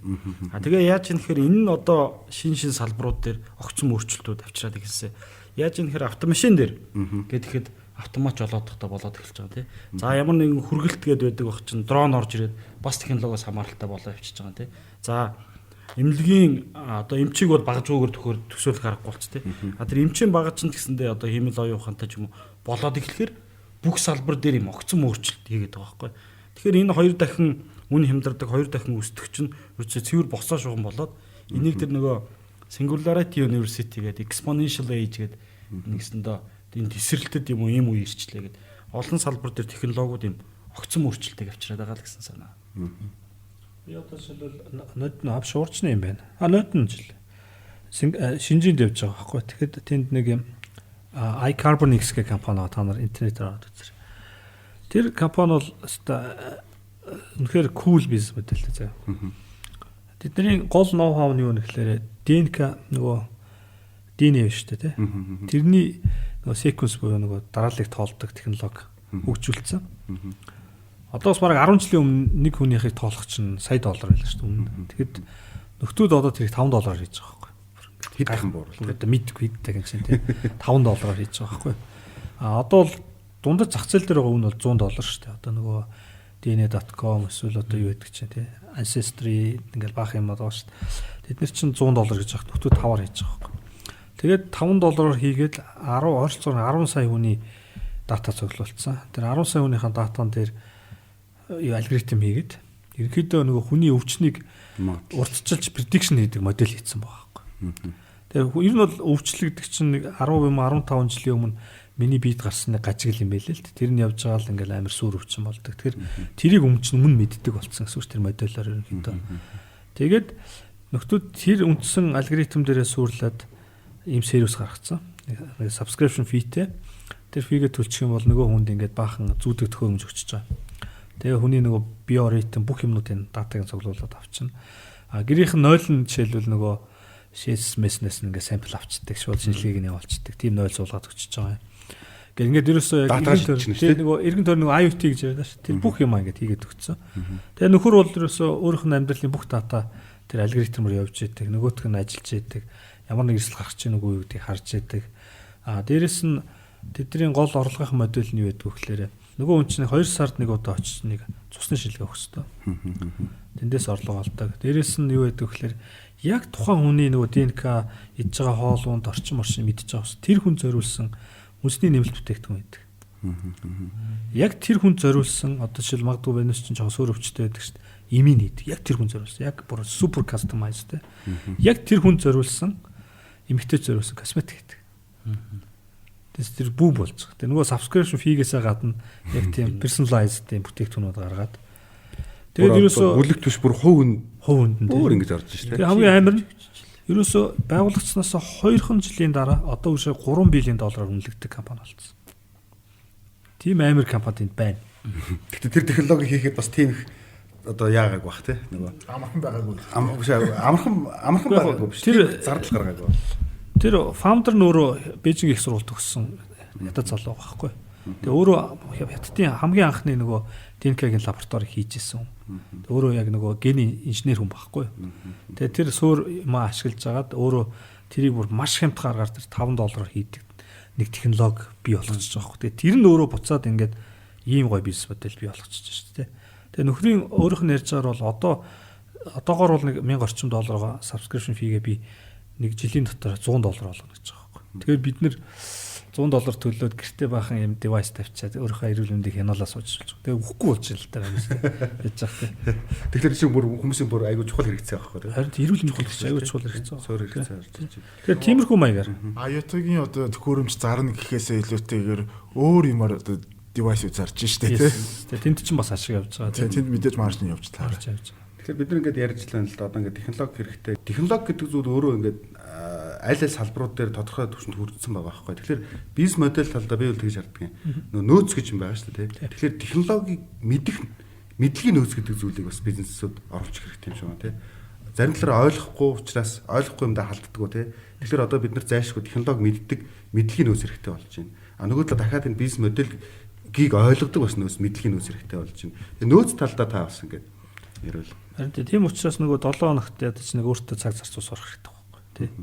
Тэгэл яг одоо үндсэн бизнесийн орчил дотор орвол сайхан сэлэдэвэл сэлэл шүү дээ. Хүн бол happy сэлэн шүү дээ.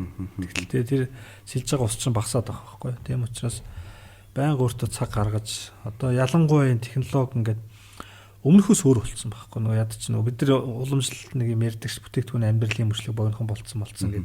Гэхдээ тэр чинь бол үрээ өнгөрцөн шүү дээ. Одоо бүр танаас салбарыг ямар ч гачин технологи гарч ирээд навсаат нь алгадаад мууж магадгүй. Тийм учраас байнга бэлэн байх хэрэгтэй, судалж явах хэрэгтэй, харж явах хэрэгтэй.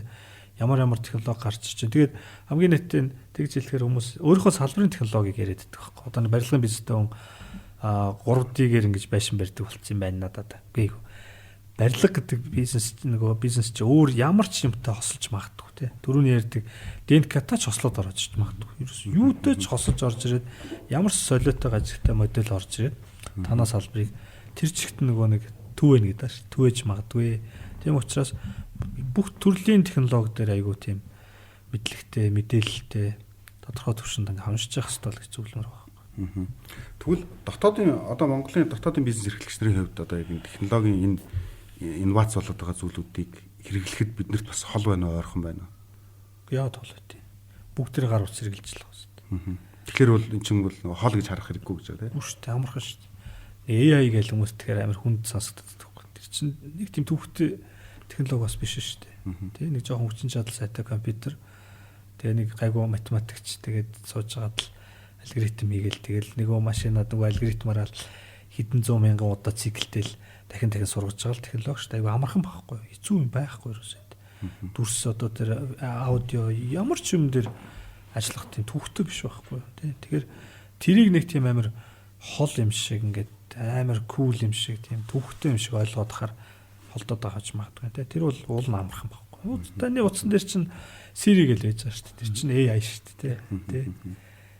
Миний өөрөө өгж байгаа датанаас намайг танаас суралцаад байгаа юу тий. Сураад улам сайжраад байхад тий. За энэ үгийг ингээ хэлчихдэг юм байна. Энэ ингэж л хэлж байгаа юм байна. Ойлгоход явчихж байгаа тий.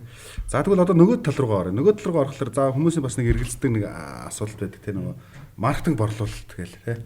Ингээл одоо заримдаа бол маркетинг борлуулалтаа удирдах юм, борлуулалт маркетингээ удирдах юм нэг юм уу тустай юм уу гэ тий. Тэгэхээр бизнес модель дээр энийг ингээд зэрэгцүүлээ дээр доор нь харагдсан байгаа тий. За чи хэрэглэгчтэй яаж одоо ийм юм хийж байгаагаа ойлгуул тайлбарлахыг тий. А доотлын хэсэг нь болохоор нөгөө нэг чи хэрэглэгчтэй энэ болгосон үнцнийг яаж мөнгөөр сольж авах юм тий. Яг мөнгө болгож байгаа процесс эхэлж байгаа шүү дээ. Энэ тал дээр нь тань дээр. Тэгээ нөгөө маркетинг борлуулалт гэж хаваагаад эхлэхээр л борлуулж байгаа шүү дээ. Тэр чинь бизнес модель канвас дээр ингээ хоёр хэсэг. Тэгээ бэкэнд яриад байгаа байхгүй бас адилхан. Нөгөө бэкэнд л яриад байна гэсэн үг шүү дээ. Артлынхаа операшн яриад байгаа байхгүй. Тэрнээс хэрэглэгч талаас бол тэр маркетингийн хүн байна уу?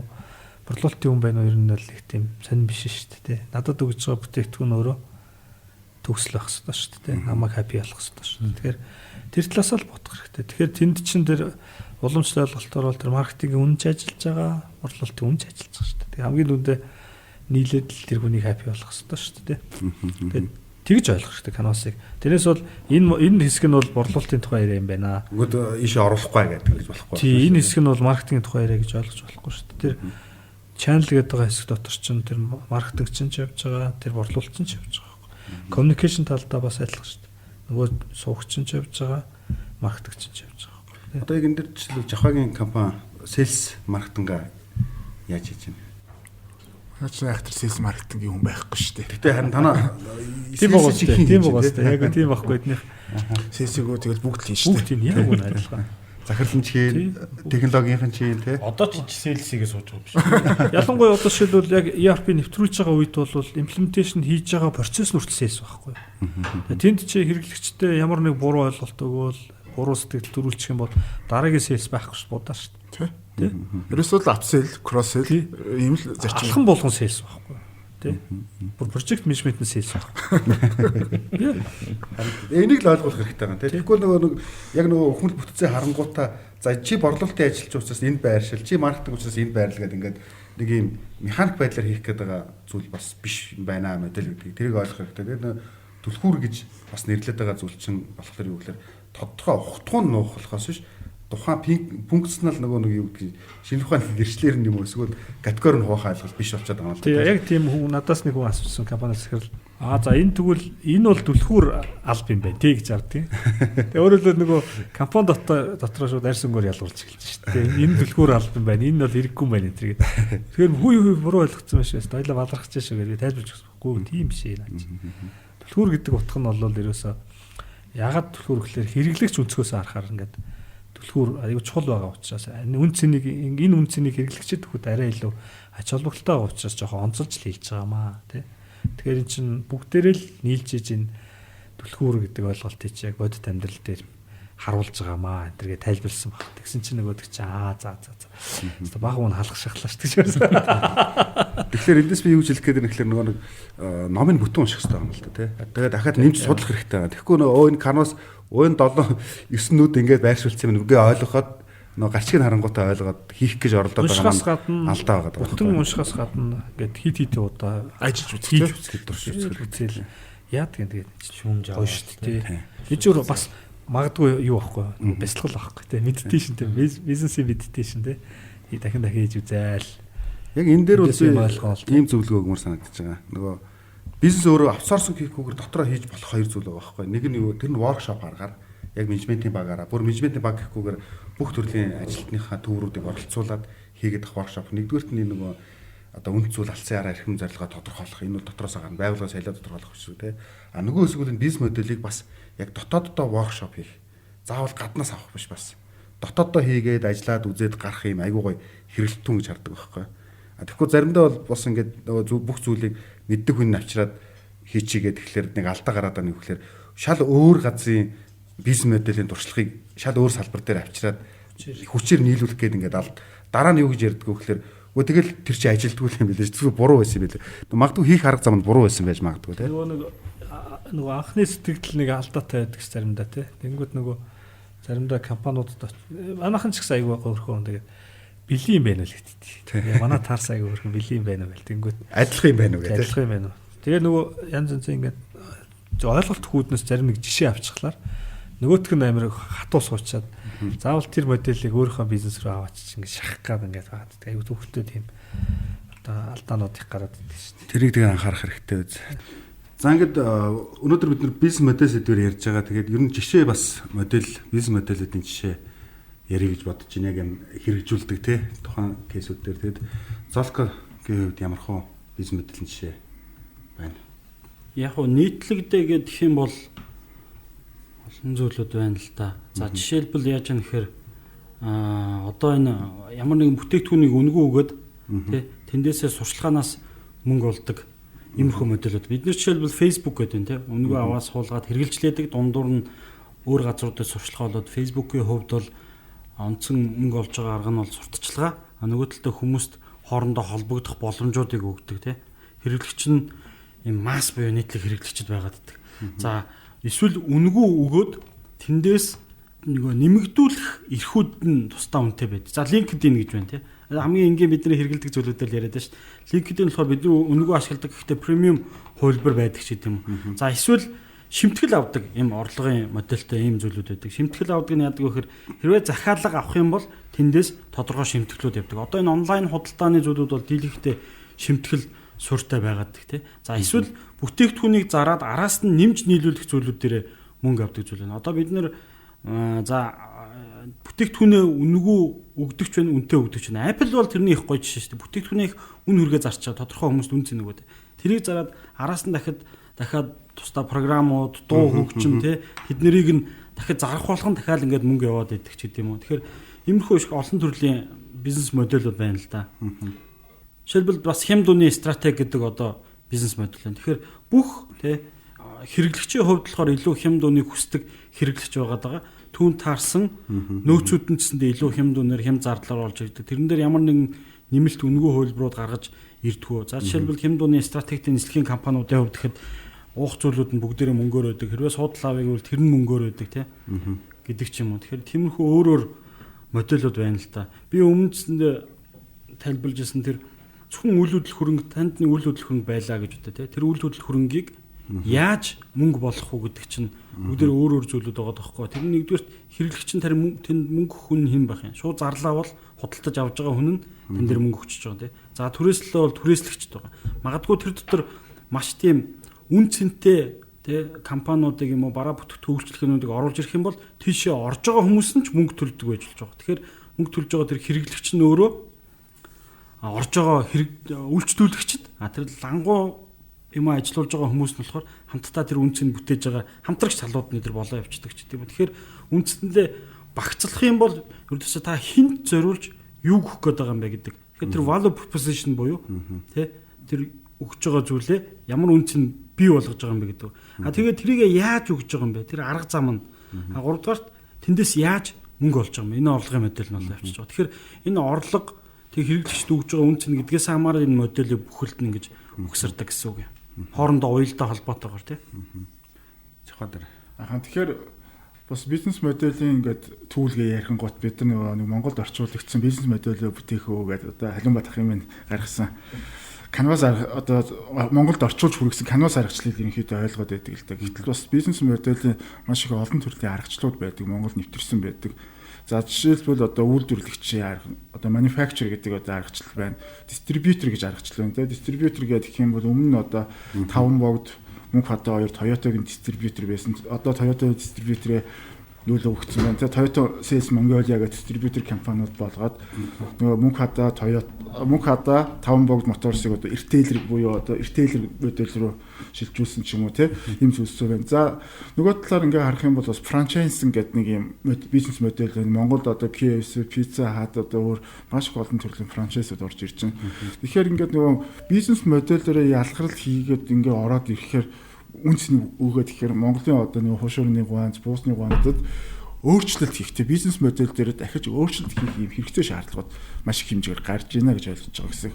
Тэгэхээр нөгөө IT-ийн салбар дээр ч гэсэн өмнө нь буюу одоо SaaS гэдэг үйлчлэгийг бид ганц мэддэг байлаа шүү дээ. Нөгөө софтвер бас сервис те одоо софтвер нь үйлчлэх юмаа гэдэг. Одоо бол DBaaS, IaaS гэдэг дотроо ингээд маш их олон төрлийн бизнес модельүүд байна л да. Тэгэхээр нөгөө нэг энэ бизнес модель болгон өөрийн гэсэн одоо knowledge буюу одоо мэдлэгийн юм сантай байгаа гэсэн. Тэгэхээр одоо франчайз хийх гэж байгаа гэх юм бол франчайз тохирсон өөрсдийн гэсэн бизнес модель одоо knowledge мэдлэгүүд байгаа гэсэн. Тэгэхээр тэр тухайн мэдлэгийг сайн одоо оновчтой зөв ашиглаж ээж одоо энэ бизнес моделийг зөв хэрэгжүүлнэ гэж ойлгож байгаа гэсэн. Тэгэхгүй бидний хувьд алдаад байдаг алдаа нь юу гэхээр бид нар нэг ясандаа машинд 4 өөр төрлийн дугуй тавьчих гэдэг. Ерөөсөө одоо бид нэрээс хоолны бизнес хийж байгаа маа гингүүтээ Монголын дийлэнх гуанзуудад бүх төрлийн хоол байдаг тийм ээ. Бууз байдаг, шүлтэй хоол байдаг, цөөн байдаг, бүгдийг хийдэг тийм ээ. Гэхдээ тэр дотроос нь тийм ялгарл тэ хэрэглэгчд өгөх үнцэн гэдэг зүйлсийг харьцангуй бага хийдэг юм болов уу гэж би ойлгодог гэсэн. Uber-ийн жишээг авъя гэж бодож байна.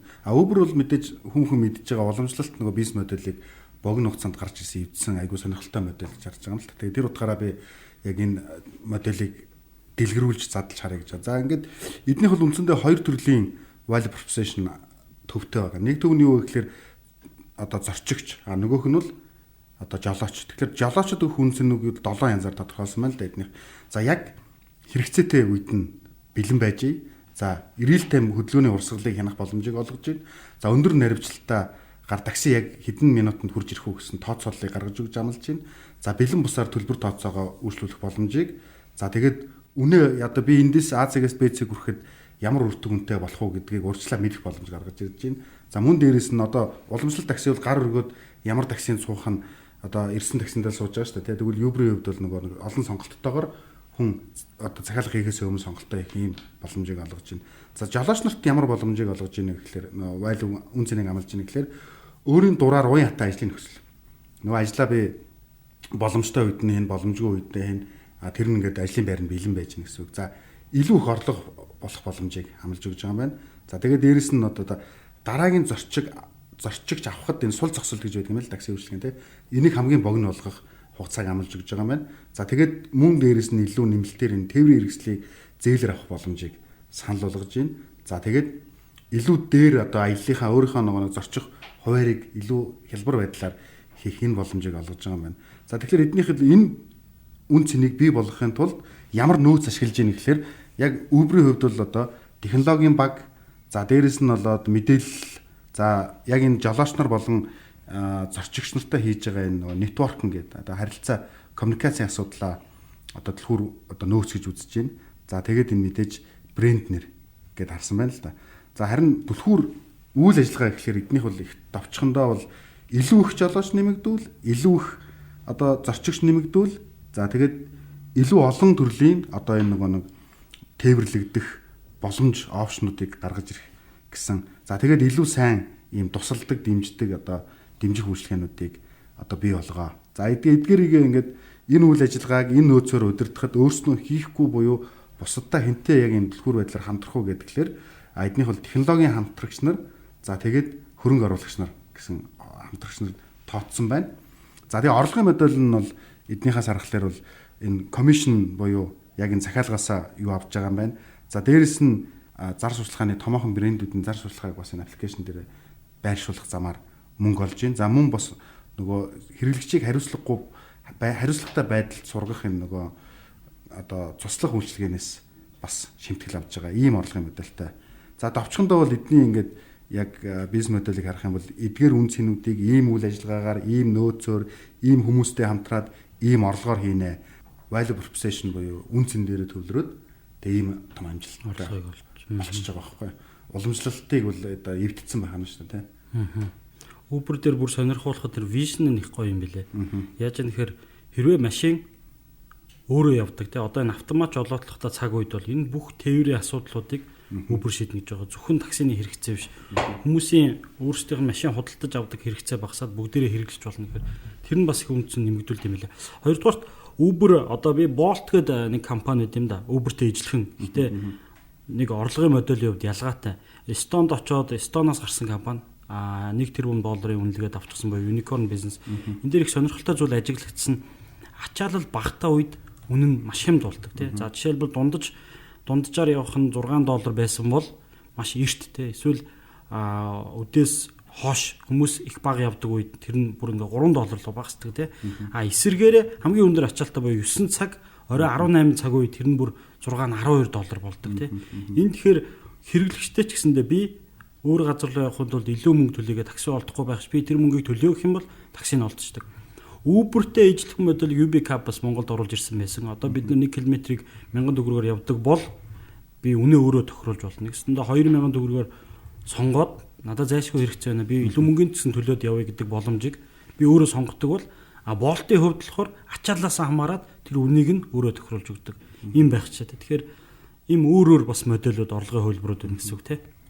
Uber дээр яг наад модель чинь байна л да бас орлогын модель болгоод утсан салгацсан байгаа байхгүй тийм. Тэгэхээр эн чинь нөгөө уламжлалт моделийн хувьд нэг үн тогтоочод тухайн үнийг өөрчлөлт айгүй том процесс болно шүү дээ. Эсвэл нэг тухайн үнийг тодорхой хугацаанд мөрдөн ч гэдэг юм. Гэтэл бол Uber болохоор энэ технологи ашиглаад яг тухайн цагт үнийг өөрчлөх боломжтой. Тэр үнээр нь бас захиалга хийж боломжтой гэдэг чинь бол бас айгүй том амжилт гаргаж байгаа. Зарагийнх бас их сонирхолтой. Зара одоо их өндөр амжилттай явж байгаа өсөлт үзүүлж байгаа компани шүү дээ. Зара болохоор сегменттэй залуу юм дизайнлэг тэгтээ хямд үнээр хувцас авах сонирхолтой хүмүүсгээ тодорхойлсон байдаг байхгүй. Тэгээд тэд нартэй юу гэж нэхэр яг түрүүний хэлдэг тэр үн цэнийг л өгдөг. Хямд үнээр загварлаг хувьцаа авдаг тий. Тэнгүүтээ бусад компаниуд илүү массаар олныг үйлдвэрлэдэг бол Zara маш цөөхөн доотой үйлдвэрлээд тэр нь хэрэглэгч өрдөөс сарын дараа дэлгүүр дээр очиж өмнөсөн хувцас нь байхгүй болоод шин загварууд ороод ирчихсэн байдаг. Тэгэхээр уламжлалт хувцсны Zara-гийн бол уламжлалт хувцсны бизнес моделийг илүү fast fashion буюу fast fashion жилд 4 удаагийн одоо загвар солидог байсан бол тэр чинь одоо үндсэндээ одоо сард шин загварууд гарах. Одоо бүр сүүлдээ 7 хоногт энэ дээр өрсөлдөд явж байгаа бас нэг юм амжилттай бизнес модель. Тэгээд яг key activities талдаа аваад үзэх юм бол дийлэх компаниуд ижилхэн байдаг бол Zara бол ингэдэм байлээ. Тэр дизайн manufacture хийх буюу дизайн гаргаад үйлдвэрлэх процесс нь өөрөө маш хурдан. Дизайн батлагдсанаас хойш бусад компанийн хувьд 90 хоногт тий дизайн батлагдсанаас хойш лангуур дээр гардаг бол Zara 15 хоног байгаа байхгүй. 15 хоног байдаг. Тэгэхээр key activities нь өөрөө яадаг вэ гэхээр тэр үйлдвэрлэлүүдийг дэлхийн өнцөг болон бүрт маш богино хугацаанд маш бага тоогоор ингэж үйлдвэрлэдэг ч тийм. Тэгэхээр activity бага тоогоор бас биш юм байгаа. Энэ нөгөө нэг distribution моделийг аягүй сайн хэрэгжилж байгаа байхгүй юу. Үндсэндээ нөгөө нэг үйлдвэрлэгчээс юуны яг ритейлийн лангуун дээр одоо өрөлтөн дээр ирэх хүртэлх энэ distribution асуудал дээр аягүй том одоо даваа тал авцсан байх гэсэн үг байхгүй. Тэгэхээр тэр чинь аягүй хурдан сайтай те нөгөө одоо шууд тээвэрлэг. Тэр яг уншихаар ингэдэм байлээ. Жишээлбэл бусад компанийн хувьд бол тодорхой тоогоор гаргаад тэр хувцсыг тэр хүн өмсөө явж хахад өөр хүн өмсөд явах магадлал өндөр байгаа даа. Яагаад Zara руу бид нэр байн дахин ордог вэ гэхээр та тэр хувцсыг өмссөн байхад ижилхэн тэр хувцсыг өмссөн байх магадлал бага. Тэгэнгүүтээ яагаад дизайн дээр key activity өгж ийн гэхээр магадгүй бусад компани жилдээ тэ 50 дизайн гаргадаг бол Zara 250-ыг тэ магадгүй 500 гаргаж хурдан дизайн хийдэг гэдэг. Тэгээд бага тоогоор өндөр ирэлт бий болгочдөг. Бид нэр гадагшаа утгаш явахад баг очихдоо нэг Zara-гаар буцахтаа нэг Zara-гаар ороход байж идэг те. Тэгээ энэ үнцээс хингээдэг зүйлүүд дотроо бас тэр локейшн Zara-гийн хувьд байдаг. Zara-гийн жишээн дээр уншиж хахад хэрвээ хүний хөдөлгөөн нь те илүү л бол ямар ч үнээр хамаагүй тэр үйл хөдлөлтөөр байрлаж чаддаг. Нэг одоо юм замын гарц байгаа юм л та. Яг тэр хүмүүс ингээ гарцаар гараад нөгөө замын нөгөө талаас ингээд 2 3 тийшээ салаад явж байна. Тэгэхээр яг гарцны урд байгаа байрлалыг авахын тулд 2 3 дахин илүү мөнгө өдсө хажуу талын хаалганд илүү мөнгө төлөхөд бэлэн байдаг. Тэгэхээр энэ өөрөө тэр key activities нэг талдаа нөгөө талдаа key partner-ууд нь болоод явцдаг гэсэн үг. Тэгэхээр энэ гих мэтчлэн ямар үн цэнийг хүнд өгөх гэж байгаа гэдгээс хамаарат энэ key activities, key partner, key resource-ууд бүгдээрээ ингээд өөрчлөгдөд явчихсан. Сая Жавхагийн хэлдэг л яг зөв бохгүй. Нэг машин төсөөлөд хийцэн 4 өөр дугуй тавьчихна гэдэг маань бизнес моделийн тэр бүрдүүлэгч хэсгүүд маань өөр тий. Тэгсэндээ үндсэн тэр хэрэглэж төгсөж байгаа үн цэнийг дэмжихгүйгээр ажиллаа явуучих юм л гэж буруу болчиход байгаа. Тэгэл ундаг бизнес тий.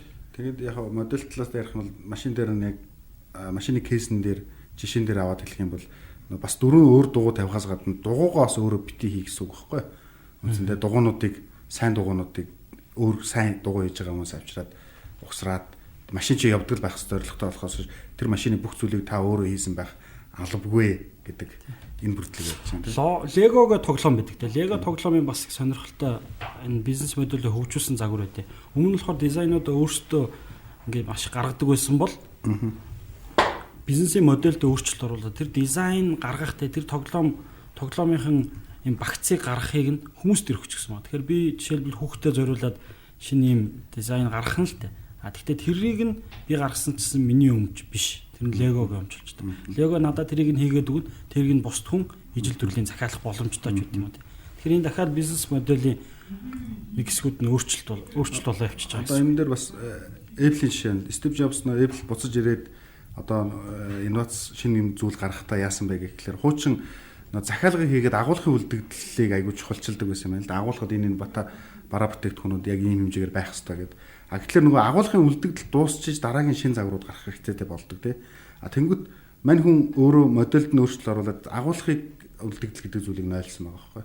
Тийм учраас аягүй хурдтайгаар шин дараагийн загваруудыг юм уу шин дэвшилт өөрчлөлтүүдийг гаргах боломж бүрдснээрээ илүү бас нэг амжилтыг борлуулалтыг нэмэгдүүлсэн ийм кейсүүд. За ингээд мэдээж нөгөө нэг сайн шинэ яриад ивэл дуусахгүй бас олон байгаа тий. Тэгэхээр бизнес модель гэдэг зүйлийг бизнес бүтээгдэхүүн хөгжүүлэлтэд харахаасаа гадна бас бизнес модель чинь өөрөө яг энэ нөгөө хэрэглэгдэж байгаа үн цэн тэр амлалт руугаар төвлөрсөн байхын тулд олон янзын хувилбараар сонгож хийж болно гэсэн энэ санаанд хэлье гэж бодож байна. Тэгээд сонсогчдоо зөвлөхөд бол ер нь ажилтг бизнес модельуд гэж байдаг. Тэгэхээр тэр ажилтг бизнес модельуудын жишээг интернетээс авч үзэж хагаад өөрийнх нь бизнесээ тэр модельд тааруулаад өөрчлөөд явбал бас амжилттай байдаг. Тэгээ энэ франчайзууд орж ирээд амжилттай байгаагийн жишээ бас тэр байгаа байхгүй. Модельийг гаргаж тэр чинь цаасан дээр л ер нь бол гадаа гаргаж байгаа шүү дээ нөгөө. Тэрийг яаж яг амьдрал дээр хэрэгжүүлэх үү? Тэр чинь одоо SEO-гийн үрх. Тэр бол прототип гэж байна. Тэрийг бол одоо нөгөө загвар тий үлгэрсэн загвар гэж Монгол тэр ном дээр орчуулсан. Тэгэхээр тэрийг хийх ёстой. Тэр нь бол ингээд тодорхой цөөхөн хүрээний хэрэглэгч зориулаад тийм үү? Их хэмжээ масс их зардал гаргахгүй гэсэн үг шүү дээ. Нөгөөдгөө турш үздэг байхгүй. Яг бүтээгдэхүүнээ гаргаад, үйлчлэгээ гаргаад турш үзээд, сэтгэлийн аваад, үнэлээд, хэмжээд тий болж ийн болохгүй байна гэдэг. Магадгүй тэр туршилт ямар ч хугацаанд байж болно, сар байж болно, 7 хоног байж болно, бүтэн жилч туршиж болно шүү дээ. Вайнаа тэр модельээс л болно. Тэгээд тэндээс гарч ирж байгаа алдаа оноо юм чинь дахиад нөгөө циклийг чинь бүр ихнээс нь эхлүүлж магадгүй, дундаас нь эхлүүлж магадгүй. Тэгэл ингээл сайжруулаад яваад байна гэсэн үг. Аяндаа ингээл яваал. Тэгж байгаа л нэг мэтгэл нөгөө модель чинь айгуугаа ингээд зүлгээ хийсэн юм шиг гоё болно шүү дээ. Тэгэхээр үлгэрсэн загвар гэдэг юм прототип гэдэг юм хийж сурах хэрэгтэй. Тодорхой хэмжээнд бол тэ. Тэр нь одоо юу гэдгийг за бүр айгүй энгийнээр айгүй ойлгомжтой ярил л та. За би нэг юм за нэг ресторан байлаа гэж бод тэ. Ресторан би шинэ бизнес модель нэвтрүүлэх гэж байгаа. Тэр бизнес модель нь өөрөө яадаг вэ гэхээр жишээ болгол ярьж байгаа шүү. За нэг юм зөвхөн ресторанда ирсэн хүмүүст биш тэ. Дэлгүүрт ирж байгаа хүмүүст би бас бүтээгдэхүүнээ зардаг тэ. Одоо өөрөлдвөл хардталтаа үйлдвэрлэл явуулах гэдэг шүү дээ. Гэхдээ гол үнцэн нь юу гэхээр нөгөө жор. Тэр жор нь айгуу чухал тэ. Тэр жорыг айгуу нөгөө дэлгүүрт хөргүүрт хадгална, буцаагаад халаан малаан тэ бүх юм ингээд нөгөө хэрэглэгч байгаа экспириенсийг бодож аваад гаргаад ирсэн. Тийм жор байлаа гэж бодлоо л тэ. За тэгээд тэр жор нь өөрөө технологи байхгүй тэ. Тэнд чинь бас зөндөө юм болно ш. Нөгөө бас технологи орж ирнэ. Ямар орцоо ивэл илүү удаан хадгалах яах юм ингээл шинжилгээ орж ирж ш. Тэгээд за нэг юм бүтээгдэхүүн гаргацсан тэ. Тэгээд өөрөөр бид нар өөрийнхөө ноу хавыг олон чанал руу гаргаж эхэлж ш. Тэ. За тэгвэл яг энэ дээр бас прототип хийх хэрэгтэй байхгүй тэ. Нөгөө жороо яах хэрэгтэй. Тодорхой тооны хэрэглэгчд санал болгож үзэх хэрэгтэй байхгүй тэ. Тэгэхдээ тэхийн тул магадгүй нэг аль нэг супермаркеттай яриад тэн дээр нөгөө бүтээгдэхүүн авч тавиал тэ. Тэнд зөндөө юм туршигтай шүү дээ. Бас одоо лангуун дээр яаж тавих юм байна, аль хэсэгт байх юм байна. Одоо сапаглаа ойрхон байх юм байна. Сапаглаа буудна, аль нь зөв юм байна. Зөндөө олон деталь байгаа шүү дээ. Яг бизнес дотор чинь тэ. Тэр бүх юм чинь яг н прототип хийж байгаа үед илэрдэг байхгүй. За жишээлбэл хэтэрхий юм хэмжээний одоо пицца аяг бол хийжээ гэж бодлоо. Хэмжээний том байж болдог нь яг гэвэл дэлгүүрийн лангуунууд нь ч орт аягүй нарийнхан байд юм байж гэдэг юм ингээд тэр дотроос ч асар болон юм мэдэж авч байгаа байхгүй тий. Тэгэл тэр бүхнээсээ суралцаад нөгөө рецепи бүтээгдэхүүнээ ингээд сайжруулаад за савн дээрээ нэг жоохон хүний анхаарал татсан юм тавихгүй бол нэг ч ерөөсө пицца гэж харддаг юм биш үү энэ төр ингээд сайжруулаад байна гэсэн. Тэгэл хитэн ч удаа прототип хийж болно шүү дээ. Ингээл хийгээл тэгэл явж итэл чи нэг өдөр ерөнхийдөө энэ болох юм байна гэдг нь харагдлаа. Масс продакшн эхэллээ, маркетинг хийлээ мөн үү. Тэгээ нөгөө арай нэг том хэмжээний зарвартай имплементашн одоо нэвтрүүлэх ажлаа эхэллээ юм гэсэн үг л дээ. За ингээд ямарсан өөрийнхөө үнэтэй цагийг зарцуулаад бид туслахаа болсон танд баярлалаа. Тэгээд өнөөдрийн дугаар маань энэ үрээ өндөрлж байна. Тэгээд өнөөдрийн дугаарт Золко Жавхал хавга баярлалаа. Баярлалаа. За